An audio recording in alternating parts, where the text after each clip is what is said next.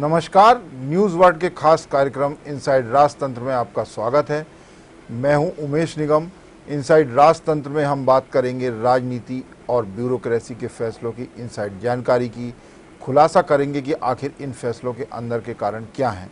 तो शुरू करते हैं खबरों की इनसाइड स्टोरी का सिलसिला।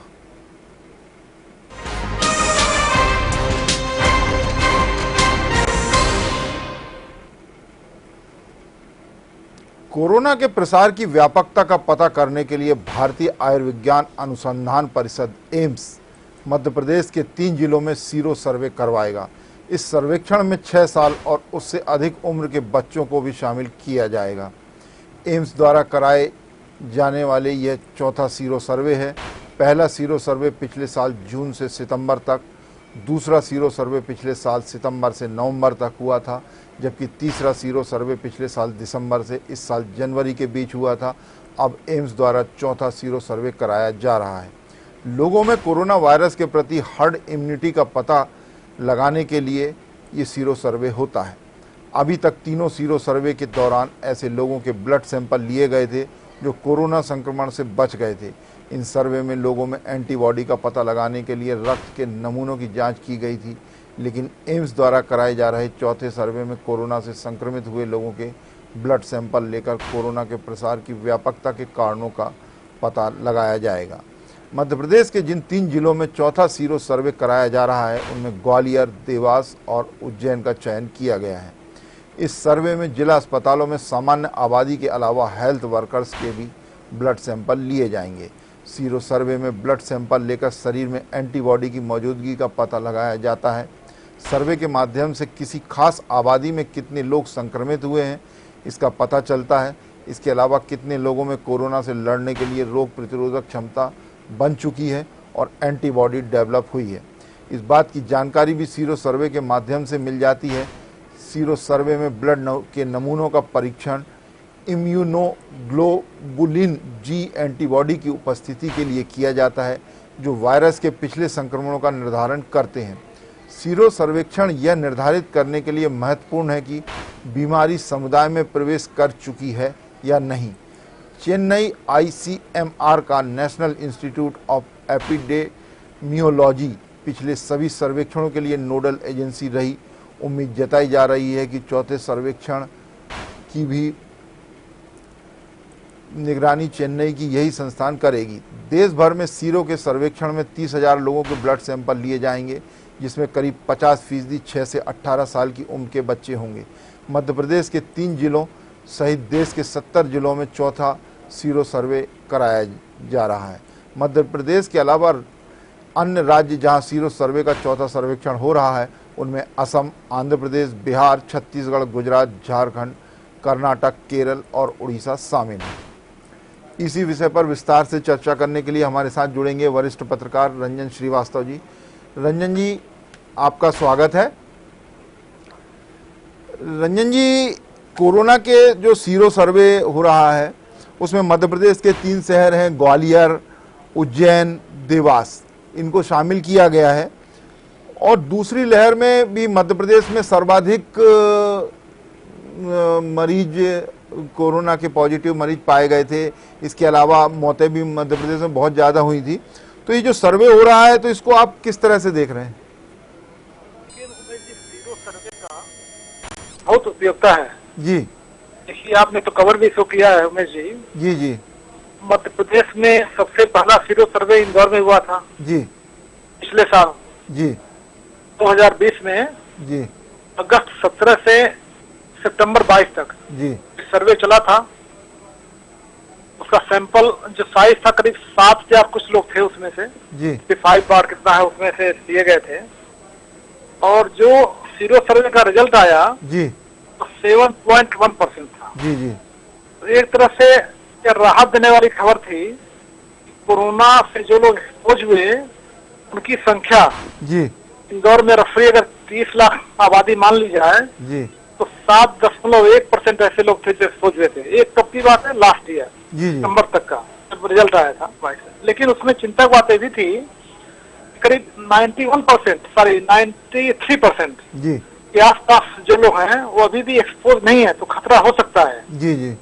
दूसरी बात जो बार बार बात चल रही थी सीरो सर्वे की, कि सीरो सर्वे से पता चलेगा कि जो बार बार हार्ट कम्युनिटी की बात होती है, जी हार्ट इन्फेक्शन की बात होती है, जो कम्युनिटी संक्रमण की बात करते हैं, कम्युनिटी में फैल जाना कोई चीज, तो उससे लगा कि नहीं फैला नहीं है और अभी कम्युनिटी संक्रमण नहीं हुआ है, समुदाय में संक्रमण नहीं हुआ है। जी तो सीरो सर्वे को बोलता है कि आप जान जाते हैं, आपको पता चलता है कि उसमें प्रेवलेंस कितने % में है, कितने को बचाना है, जी ऐसा सैंपल कहाँ से ले रहे हैं आप जहाँ पे ज्यादा है।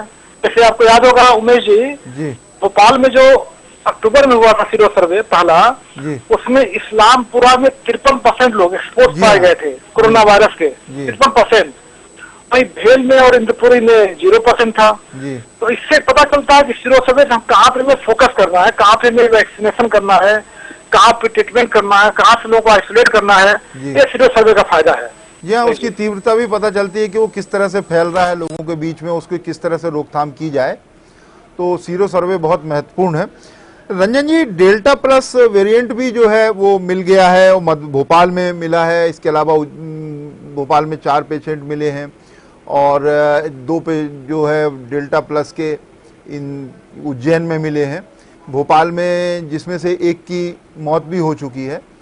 तो इसको लेके भी जो है जांचें हो रही हैं, आसपास उनके कॉन्ट्रैक्ट की जो थे उनकी भी सब जांच करके पता लगाया जा रहा है।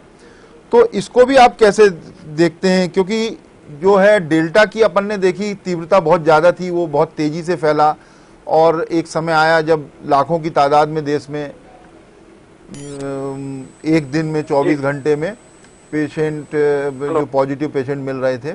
तो अब जो डेल्टा प्लस आया है, इसको कहा जा रहा है कि तीसरी लहर की शुरुआत है। तो इसको क्या कहेंगे आप इस पे?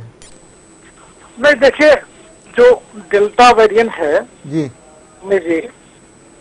जब इसमें चिंता की बात है कि जो भी वेरिएंट हो रहा है जी, तो वेरिएंट कुछ समय बाद उस दवा से वह इम्यूनिटी डेवलप कर ले रहा है। जी हाँ। तो जो दवा आप सोच रहे हैं कि पिछले आपने वेरिएंट पे काम किया है, उस वेरिएंट जो नया वेरिएंट आ रहा है वो दवा काम करेगी, यह नहीं हो रहा है जी। तो और मजबूत होकर के और खतरनाक ढंग से वह वायरस आगे आ रहा है।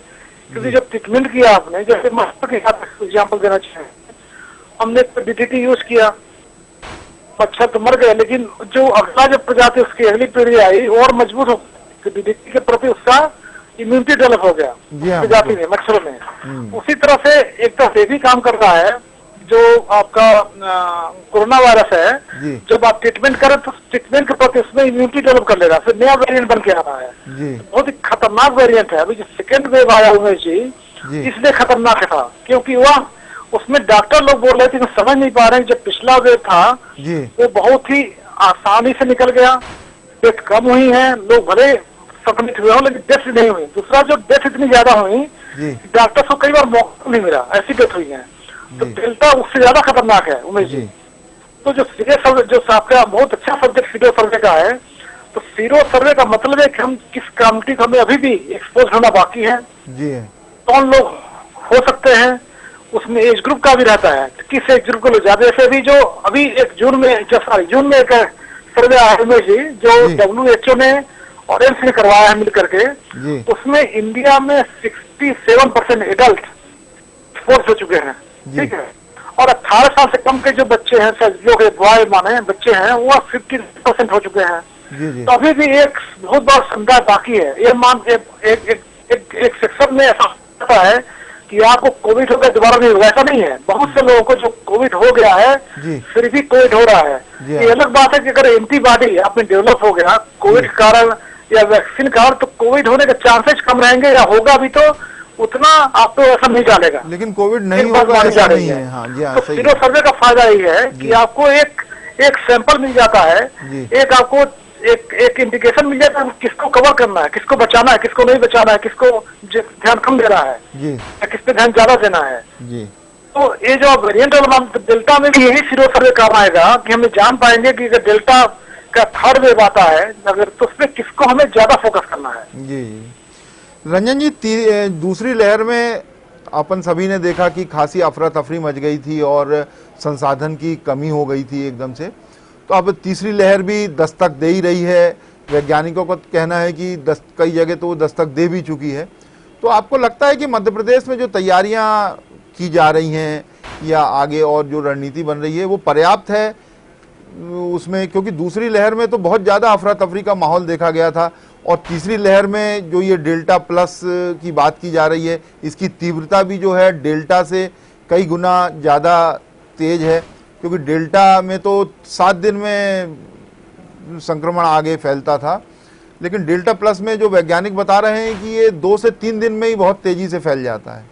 जी, तो जो तैयारियां हैं तो उसको लेके आप क्या कहेंगे? जो आपका सवाल बड़ा रिलेवेंट है जी। तो क्वेश्चन आ जाए किसने क्या गलती की, क्या हुआ क्या नहीं हुआ जी। प्रेजेंट कंडीशन देखें, प्रेजेंट सर्कमस्टांसेस देखें, तो ये चीज तो हुआ है जो सेकेंड वेव आया है, सरकारें जगी हैं और लोगों में उमेश जी, हम लोगों की भी गलती मानते हैं कि अभी जब अनलॉक खुला था पिछले वेव के बाद के दौरान, तो लोग लापरवाह हो गए थे, भयंकर लापरवाह हो गए थे। मास्क नहीं लगाना और कोरोना को नहीं मारना, ऐसी बहुत बड़ी संख्या रोड पर निकल। अभी एक चीज देखने में आया उमेश जी, जो सेकेंड वेव आया है, काफी मौत हुई है, और एक और चीज जो बीच में हुआ है, सरकार ने इलाज से जो सक्षम है, मतलब middle class, upper middle class या जो अपर क्लास के लोग हैं, उनसे अपना हाथ खींच दिया है ट्रीटमेंट का। उससे एक जो चेतना विकसित हुई है, हमें बचाकर अपने आप को रखना है, तो वो चीज सड़क पे दिख रही है।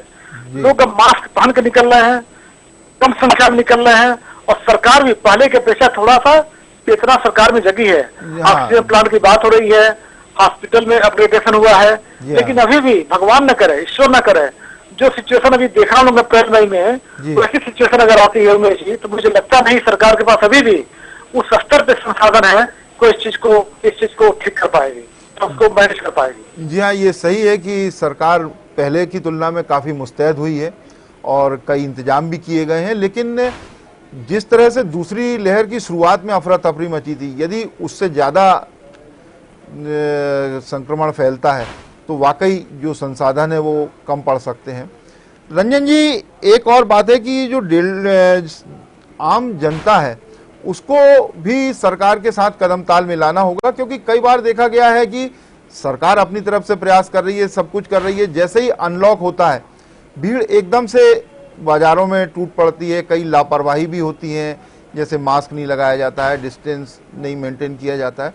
तो आम नागरिकों को भी, आम जनता को भी सरकार के साथ इस चीज़ को समझना होगा कि ये कैसी बीमारी, हालांकि बहुत से लोग समझे हुए हैं, लेकिन फिर भी अभी भी एक बड़ा वर्ग है जो कहीं ना कहीं लापरवाही कर देता है और संक्रमण काफी तेजी से फैल जाता है। सेकंड वेव आया जी, उसमें जिम्मेदार ऐसे लोग हैं, तो हैं, और कौन है? ऐसे लोग हैं। अगर हमें बीमारी हो रही है तो जरूरी नहीं कि बीमारी हमारे कारण हो रही है जी जी। जो हमारे आसपास के लोग हैं वो कैरी कर रहे हैं, उनके कारण हो सकता है। तो ऐसे लोग जो जिम्मेदार हैं सेकेंड वेव के लिए, जो अनलॉक में मास्क के निकले, सोशल डिस्टेंसिंग को फॉलो नहीं किए, और फिर एक अपना जो एक हाइजीन होना चाहिए उसको मेंटेन नहीं किया उन्होंने। अभी भी उमेश जी आप निकलेंगे बाजार में, मास्क को लेकर बड़ा अजीब तरह का एक बड़ी भ्रम है। हमने मास्क लगा लिया, मास्क का धोएंगे नहीं, मास्क लगा हुआ नाक के नीचे है, मास्क लगा है गले के नीचे उतरा हुआ है, तो मास्क लगाने का पर्पज नहीं है। और एक ही मास्क बार बार लगा रहे हैं आप, तो भी इससे इन्फेक्शन फैलेगा। तो मास्क प्रॉपर मास्क आपका हो, मास्क प्रॉपर तरीके से लगाए आप, ये भी उतनी चेतना जरूरत है। तो ऐसे लोग जो दूसरी बात देखिए क्या उमेश जी, समस्या क्या है इस कोरोना में, किसी भी पेंडेमिक में, कि केवल आप ही जो, अगर आप एक्सपोज होते हैं, केवल अपने आप को एक्सपोज नहीं होते हैं, आप दूसरों को भी एक्सपोज कर रहे हैं, तो बीमार कर रहे हैं आप, तो आप बहुत बड़े जिम्मेदार उसके लिए। सरकार का रोल तो है ही है, पब्लिक का बहुत बड़ा रोल है कि आपको समझना पड़ेगा कि आपकी लापरवाही, आपके मुक्ता कारण दूसरे भी उससे, आपके घर के लोग, बाहर के लोग, पड़ोस के लोग उससे प्रभावित हो रहे हैं। तो आपको सजग रहना पड़ेगा, ना सिर्फ अपने लिए, अपने समाज के लिए भी, अपने आसपास के लिए भी। ये सही है कि सरकार के साथ आम जनता को भी सजग होना होगा, और ये गंभीर महामारी है जिससे सभी को मिलकर लड़ना होगा। बहुत बहुत धन्यवाद रंजन जी आपका हमसे जुड़ने के लिए। अब बात करेंगे एक और प्रशासनिक खबर की। पास के गुमनाम हैंडलूम और हैंडीक्राफ्ट की ब्रांडिंग व मार्केटिंग अब मध्य प्रदेश पर्यटन बोर्ड करेगा। कारीगरों की आय बढ़ाने और उनके उत्पादकों को राष्ट्रीय और अंतर्राष्ट्रीय स्तर पर पहचान दिलाने के लिए ई कॉमर्स प्लेटफॉर्म मुहैया कराया जाएगा। इसके लिए मध्य प्रदेश टूरिज्म बोर्ड ने अनुभवी ई कॉमर्स इंटरनेट व डिजिटल मार्केटिंग कंपनी से ऑफर बुलाए हैं। इस समय कई ई कॉमर्स कंपनियां मध्य प्रदेश के हैंडलूम और हैंडीक्राफ्ट प्रोडक्ट की मार्केटिंग कर रही हैं, लेकिन ये सभी जाने पहचाने प्रोडक्ट हैं। मध्य प्रदेश के कई पर्यटन स्थलों के आसपास ऐसे कई कारीगर हैं जो अपने हस्तशिल्प और हथकरघा उत्पाद स्थानीय हाट बाजार में बेच रहे हैं। उनके पास मार्केटिंग और ब्रांडिंग के लिए प्लेटफॉर्म उपलब्ध नहीं है। मध्य प्रदेश पर्यटन बोर्ड ऐसे गुमनाम कारीगरों के उत्पाद को ई कॉमर्स कंपनियों के जरिए मार्केटिंग और ब्रांडिंग करेगा। यदि कोई पर्यटक सतना खजुराहो आता है तो उसे मध्य प्रदेश पर्यटन की वेबसाइट पर उत्पादों की जानकारी मिल जाएगी और वह इसे खरीद सकता है। इसमें कारीगरों को उनके उत्पाद का पूरा मूल्य दिया जाएगा। परिवहन और अन्य चार्ज या तो ग्राहक वहन करेगा या कंपनी इस खर्च को उठाएगी। इसमें कंपनी को 8% हिस्सेदारी दी जाएगी। पर्यटन बोर्ड ने इसके लिए कंपनियों से ऑफर बुलाए हैं जो कारीगरों की मार्केटिंग और ब्रांडिंग कर सके। ये कंपनियां इन कारीगरों से तकनीकी ज्ञान भी देंगी ताकि कस्टमरों को कंपनियों के प्रोडक्ट के बारे में जानकारी दे सकें। उत्पादों की बिक्री मध्य प्रदेश पर्यटन बोर्ड की वेबसाइट से ही की जाएगी। पर्यटन बोर्ड मध्य प्रदेश के हस्तशिल्प और हथकरघा विभाग के साथ समन्वय स्थापित करेगा ताकि वह अपने पंजीकृत कारीगरों को इसमें काम शुरू करवा सकें। इसी तरह वन विभाग ने लघु वनोपज संघ के उत्पादों की मार्केटिंग और ब्रांडिंग मल्टीनेशनल कंपनी से करवाई थी। यही कारण है कि बिंद हर्बल प्रोडक्ट आज जाना पहचाना ब्रांड हो चुका है। पर्यटन स्थलों के पास ऐसे बहुत से कारीगर हैं जिनके बनाए हुए हैंडलूम के प्रोडक्ट बहुत अच्छे होते हैं, लेकिन उनके पास कोई संसाधन नहीं है, कोई सुविधा नहीं है, इसलिए वो इनका आगे प्रचार प्रसार नहीं कर पाते हैं। इस काम में अब मध्य प्रदेश पर्यटन बोर्ड मदद करेगा। अभी तक हस्तशिल्प और हथकरघा उत्पाद जो हैं वो स्थानीय हाट बाजार में ही बिकते थे, लेकिन अब इनको अंतर्राष्ट्रीय बाजार मिलेगा।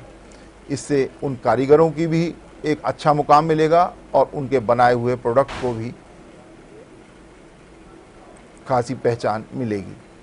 कारीगरों को उनके उत्पाद का पूरा मूल्य भी मिल जाएगा। इससे ई मार्केटिंग करने वाली कंपनियों को भी हिस्सेदारी इसमें दी जाएगी, जिससे वो इसमें मदद कर सकें।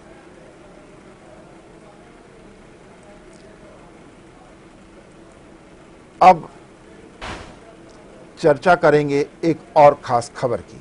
मध्य प्रदेश में गेहूं और मक्का का उत्पादन बढ़ाने के चक्कर में दलहनी फसलें अरहर, चना, उड़द, मसूर और मटर का क्षेत्रफल घट गया।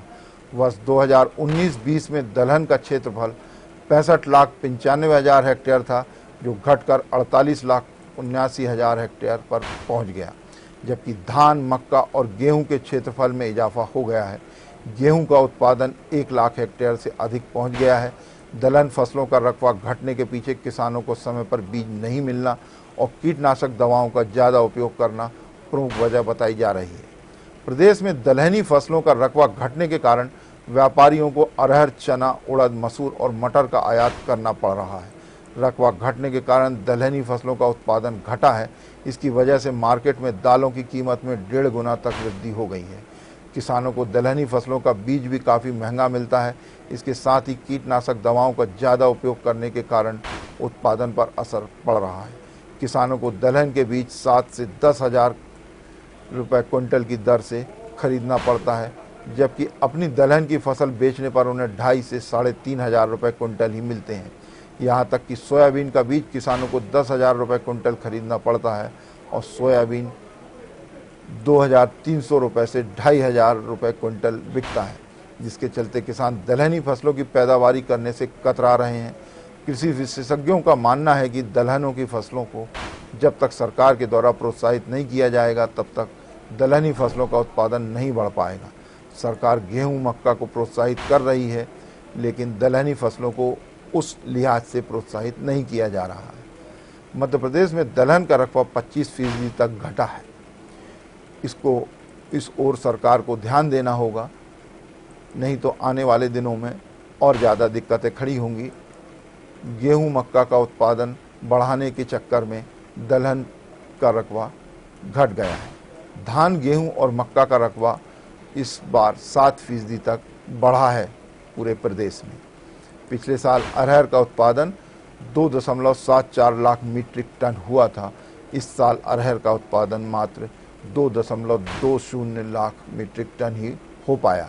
इसी तरह चने का उत्पादन जो है पिछले साल 39.97 मीट्रिक टन हुआ था, लेकिन इस साल चने का उत्पादन मात्र 30.62 लाख मीट्रिक टन ही हो पाया। यही हाल उड़द का है। उड़द का उत्पादन भी 11.32 लाख मीट्रिक टन से घटकर 5.76 लाख मीट्रिक टन हो गया है। मटर की भी हालत कुछ ज़्यादा ही खराब है। मटर का उत्पादन 50,000 मीट्रिक टन से घटकर केवल 48,000 मीट्रिक टन रह गया। मसूर का उत्पादन भी 3.29 लाख मीट्रिक टन से घटकर 2.90 लाख मीट्रिक टन हो गया है। इधर गेहूं का उत्पादन जरूर काफ़ी बढ़ गया है। गेहूं का उत्पादन 252.76 लाख मीट्रिक टन से बढ़कर 371.98 लाख मीट्रिक टन पहुंच गया है। अब बात करेंगे इनसाइड राजतंत्र के खास सेगमेंट चलते चलते की, जिसमें राजनीति या ब्यूरोक्रेसी के क्षेत्र में चर्चित प्रसंग की बात की जाती है। तो आज ब्यूरोक्रेसी से जुड़ा एक प्रसंग खासा चर्चा का विषय बना हुआ है। जल्द ही रिटायर्ड की श्रेणी में शुमार होने जा रहे एक आईएएस अफसर आजकल रिटायर हो चुके आईएएस अफसरों को एकजुट करने में लगे हुए हैं। दरअसल ये सभी बड़े साहब के सताए हुए हैं। जो एकजुट हो रहे हैं उनमें 5 तो चीफ सेक्रेटरी रैंक से और एक एडिशनल चीफ सेक्रेटरी रैंक से रिटायर हुए हैं। जो इन सबको एकजुट कर रहे हैं वे एडिशनल चीफ सेक्रेटरी रैंक से इसी साल रिटायर होने वाले हैं। ये महाशय आजकल सरकार में पूरी तरह से हाशिए पर पड़े हुए हैं। हालांकि पहले इनकी भी इसी सरकार में खूब तूती बोलती थी, लेकिन वक्त ने करवट ली और माहौल इन महाशय के खिलाफ हो गया। बड़े साहब ने किसी का रिटायर होने से पहले पुनर्वास नहीं होने दिया, तो किसी का रिटायरमेंट के बाद जांच की फाइल खुलवा दी। एकजुट किए जा रहे इन रिटायर्ड आईएएस अफसरों की अभी तक कई दौर की मीटिंग हो चुकी है। रणनीति बनाई जा रही है कि सरकार और बड़े साहब की घेराबंदी कैसे की जाए। इन सब के एकजुट होने से बड़े साहब को भी टेंशन हो रहा है। आखिर बड़े साहब का भी अगले साल रिटायरमेंट है। बड़े साहब ना रिटायरमेंट होने के पहले और ना रिटायरमेंट होने के बाद झंझट झेलना चाहते हैं, लेकिन क्रिया की हमेशा प्रतिक्रिया होती है। शायद बड़े साहब यह भूल गए, जब उन्होंने किसी को छेड़ा तो वो इनको कैसे छोड़ देगा। किसके साथ क्या होगा ये तो भविष्य में पता चलेगा, लेकिन रिटायर्ड अफसरों को एकजुट करने की आजकल मंत्रालय के गलियारों में खूब चर्चा हो रही है। इनसाइड राजतंत्र में आज बस इतना ही। कल फिर मिलेंगे राजनीति और ब्यूरोक्रेसी के कुछ नए फैसलों की इनसाइड स्टोरी के साथ। तब तक के लिए मुझे दीजिए इजाज़त और आप देखते रहिए न्यूज़ वर्ल्ड।